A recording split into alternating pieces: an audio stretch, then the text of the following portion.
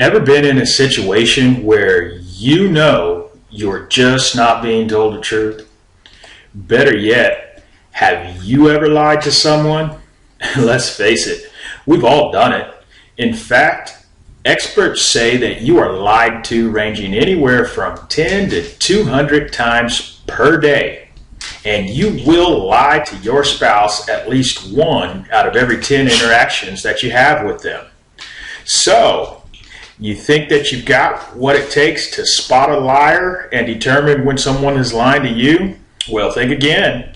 Studies show that the average person can tell if someone is lying to them only 54% of the time, while the trained lie spotter is able to spot a lie over 92% of the time. Want to know what their secret is? See how they do it in this video.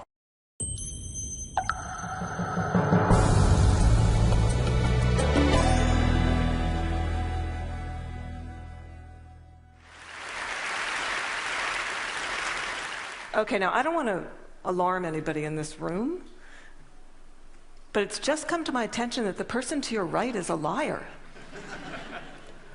Also, the person to your left is a liar. Also, the person sitting in your very seats is a liar. We're all liars. What I'm going to do today is I'm going to show you what the research says about why we're all liars, how you can become a lie spotter, and why you might want to go the extra mile and go from lie spotting to truth seeking, and ultimately to trust building. Now, speaking of trust, ever since I wrote this book, Lie Spotting, no one wants to meet me in person anymore. No. They say, it's okay, we'll email you. I can't even get a coffee date at Starbucks. My husband's like, honey, deception. Maybe you could have focused on cooking. How about French cooking?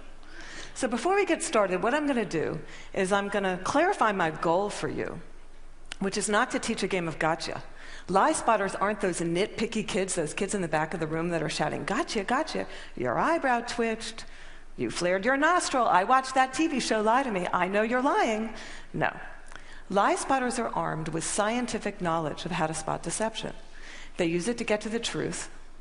And they do what mature leaders do every day. They have difficult conversations with difficult people, sometimes during very difficult times. And they start up that path by accepting a core proposition. And that proposition is the following: lying is a cooperative act. Think about it. A lie has no power whatsoever by its mere utterance. Its power emerges when someone else agrees to believe the lie.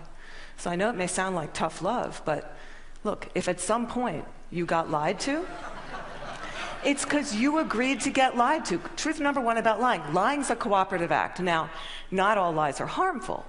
Sometimes we're willing participants in deception for the sake of social dignity, maybe to keep a secret that should be kept secret. We say, nice song. Honey, you don't look fat in that, no. Or we say, favorite of the digerati. You know, I just fished that email out of my spam folder. I'm so sorry. But there are times when we are unwilling participants in deception, and that can have dramatic costs for us. Last year saw $997 billion in corporate fraud alone in the United States. That's an eyelash under $1 trillion. That's 7% of revenues. Deception can cost billions. Think Enron, Madoff, the mortgage crisis, or in the case of double agents and traitors like Robert Hansen or Aldrich Ames, lies can betray our country. They can compromise our security. They can undermine democracy. They can cause the deaths of those that defend us. Deception is actually serious business. This con man, Henry Oberlander, he was such an effective con man, British authorities say he could have undermined the entire banking system of the Western world. And you can't find this guy on Google. You can't find him anywhere. He was interviewed once, and he said the following. He said, look, I've got one rule. And this was Henry's rule. He said, look, everyone is willing to give you something. They're ready to give you something for whatever it is they're hungry for. And that's the crux of it. If you don't want to be deceived, you have to know what is it that you're hungry for. And we all kind of hate to admit it.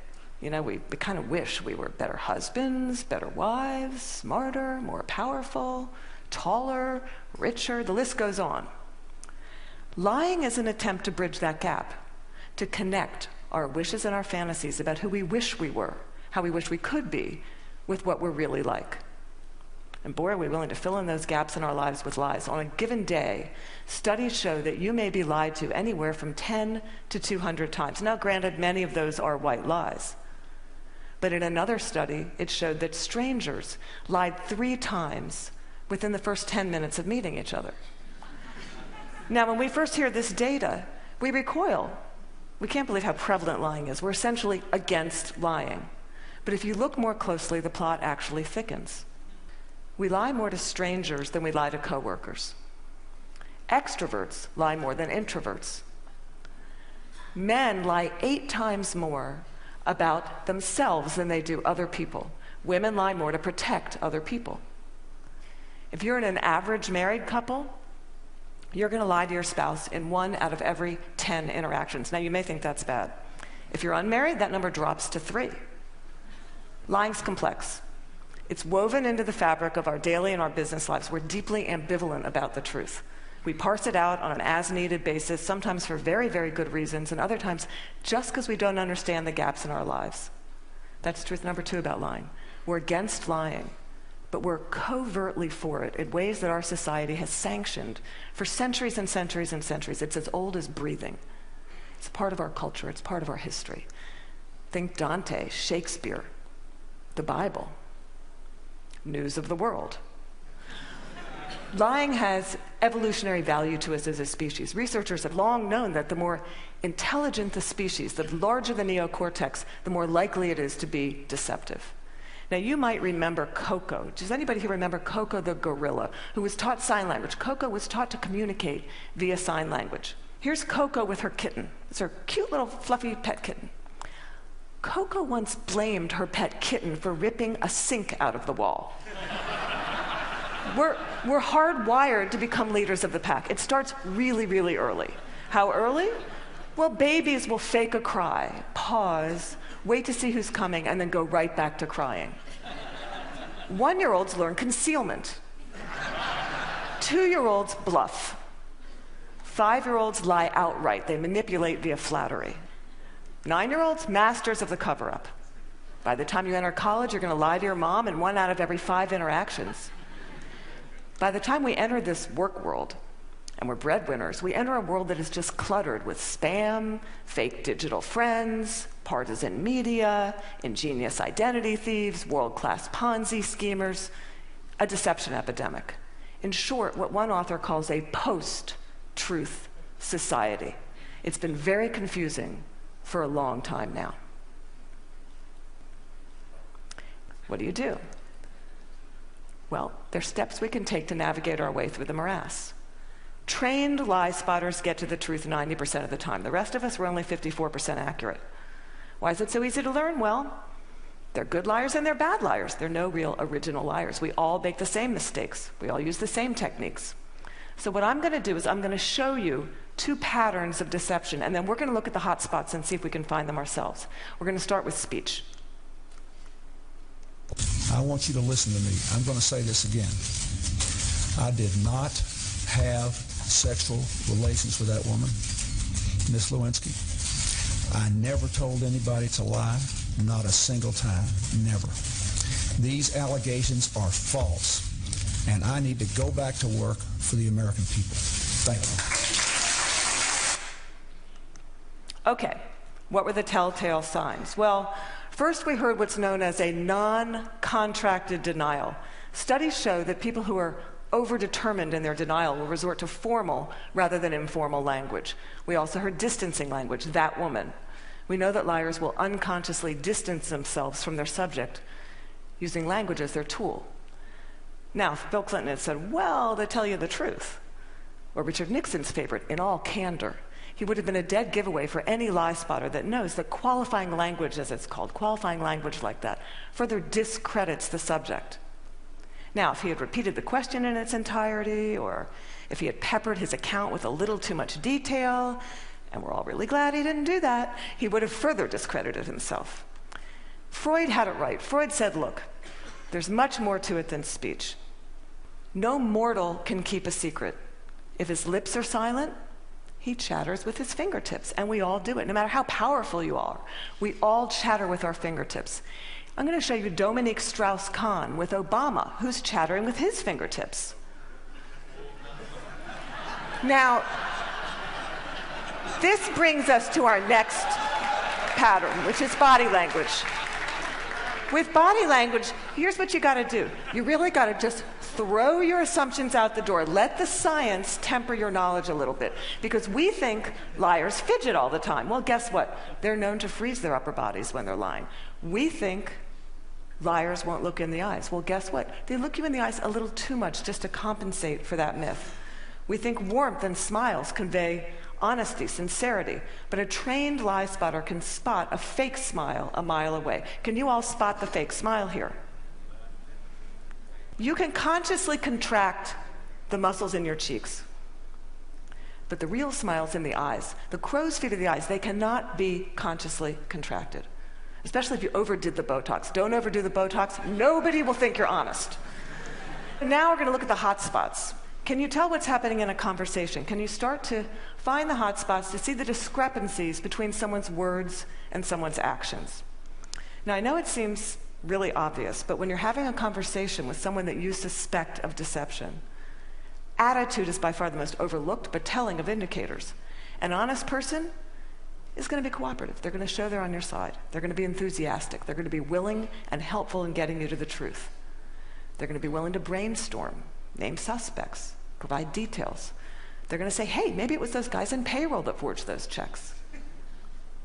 They're going to be infuriated if they sense they're wrongly accused throughout the entire course of the interview, not just in flashes. They'll be infuriated throughout the entire course of the interview.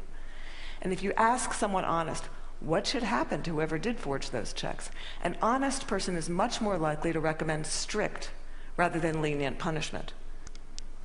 Now, let's say you're having that exact same conversation with someone deceptive. That person may be withdrawn, look down, lower their voice, pause, be kind of herky-jerky. Ask a deceptive person to tell their story. They're going to pepper it with way too much detail in all kinds of irrelevant places. And then they're going to tell their story in strict chronological order. And what a trained interrogator does is they come in, and in very subtle ways, over the course of several hours, they will ask that person to tell their story backwards. And then they'll watch them squirm and track which questions produce the highest volume of deceptive tells. Why do they do that? Well, we all do the same thing. We rehearse our words, but we rarely rehearse our gestures. We say yes, we shake our heads no. We tell very convincing stories, we slightly shrug our shoulders. We commit terrible crimes, and we smile at the delight in getting away with it. Now, that smile is known in the trade as duping delight, and we're going to see that in several videos moving forward, but we're going to start. For those of you that don't know him, this is presidential candidate John Edwards, who shocked America by fathering a child out of wedlock. We're going to see him talk about getting a paternity test. See now if you can spot him saying yes while shaking his head no, slightly shrugging his shoulders, lots of be happy to participate in one. I know that it's not possible that this child could be mine because of the timing of events, so I know it's not possible. Happy to take a paternity test and would love to see it happen. Are you going to do that soon? Is there somebody that you can't? I'm only one side. I'm only one side of the test, but I'm happy to participate in one. Okay, those head shakes are much easier to spot once you know to look for them. Now, there are going to be times when someone makes one expression while masking another that just kind of leaks through in a flash. Murderers are known to leak sadness. Your new joint venture partner might shake your hand, celebrate, go out to dinner with you, and then leak an expression of anger. And we're not all going to become facial expression experts overnight here, but there's one I can teach you that's very dangerous and that's easy to learn, and that's the expression of contempt. Now, with anger, you've got two people on an even playing field. It's still somewhat of a healthy relationship, but when anger turns to contempt, you've been dismissed. It's associated with moral superiority, and for that reason, it's very, very hard to recover from. Here's what it looks like. It's marked by one lip corner pulled up and in. It's the only asymmetrical expression, and in the presence of contempt, whether or not deception follows, and it doesn't always follow, look the other way, go the other direction, reconsider the deal, say, no, thank you, I'm not coming up for just one more nightcap, thank you. Science has surfaced many, many more indicators. We know, for example, liars will shift their blink rate, point their feet towards an exit, They will take barrier objects and put them between themselves and the person that's interviewing them. They'll alter their vocal tone, often making their vocal tone much lower. Now here's the deal. These behaviors are just behaviors. They're not proof of deception. They're red flags. We're human beings. We make deceptive, flailing gestures all over the place all day long. They don't mean anything in and of themselves. But when you see clusters of them, that's your signal. Look, listen, probe, ask some hard questions, get out of that very comfortable mode of knowing, walk into curiosity mode, ask more questions, have a little dignity, treat the person you're talking to with rapport. Don't try to be like those folks on Law and Order and those other TV shows that pummel their subjects into submission. Don't be too aggressive. It doesn't work. Now, we've talked a little bit about how to talk to someone who's lying and how to spot a lie. And as I promised, we're now going to look at what the truth looks like. And I'm going to show you two videos. Two mothers. One is lying, one is telling the truth. And these were surfaced by researcher David Matsumoto in California. And I think they're an excellent example of what the truth looks like. This mother, Diane Downs, shot her kids at close range, drove them to the hospital while they bled all over the car, claimed a scraggy-haired stranger did it. And you'll see when you see the video, she can't even pretend to be an agonizing mother. What you want to look for here is an incredible discrepancy between horrific events that she describes and her very, very cool demeanor. And if you look closely, you'll see duping delight throughout this video. But at night, when I close my eyes, I can see Christy reaching her hand out to me while I'm driving, and the blood just keep coming out of her mouth. And that, maybe it'll fade too with time, but I don't think so. That haunts me the most.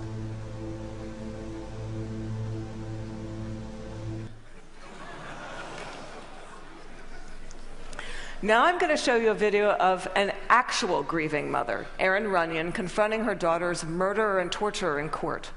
Here you're going to see no false emotion, just the authentic expression of a mother's agony. I wrote the statement on the 3rd anniversary of the night you took my baby. And you hurt her, and you crushed her, you terrified her, until her heart stopped. And she fought, and I know she fought you. I know she looked at you with those amazing brown eyes, and you still wanted to kill her. And I don't understand it, and I never will. Okay, there's no doubting the veracity of those emotions.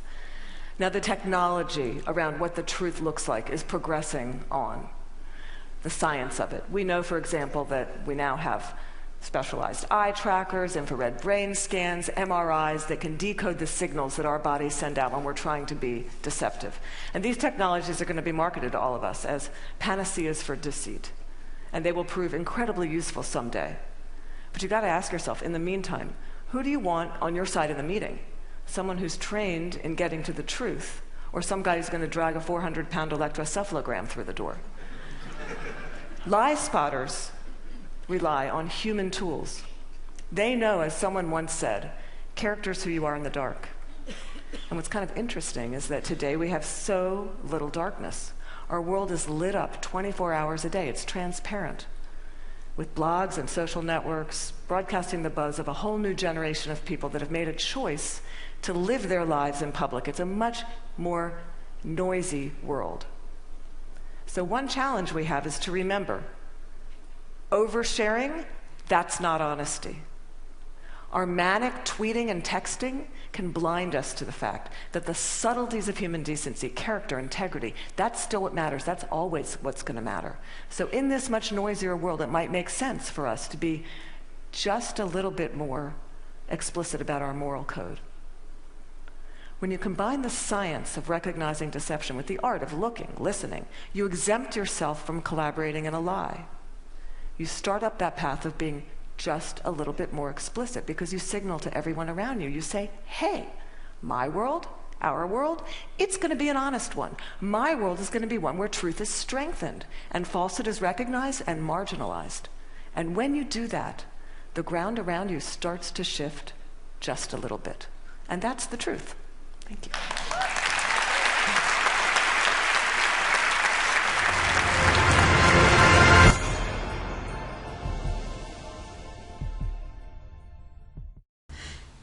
Well, all right. Man, I just love those TED Talks, by the way. I think she did an excellent job in clarifying some things to us, like lying is a cooperative action. I never really thought of it in that sense before. We lie to strangers more than others. Extroverts lie more than introverts do. So what does this mean to you exactly? Well, if you're a bounty hunter and you're out gathering information on the whereabouts of your fugitive, don't you see how being armed with this kind of information could be valuable during the interview process?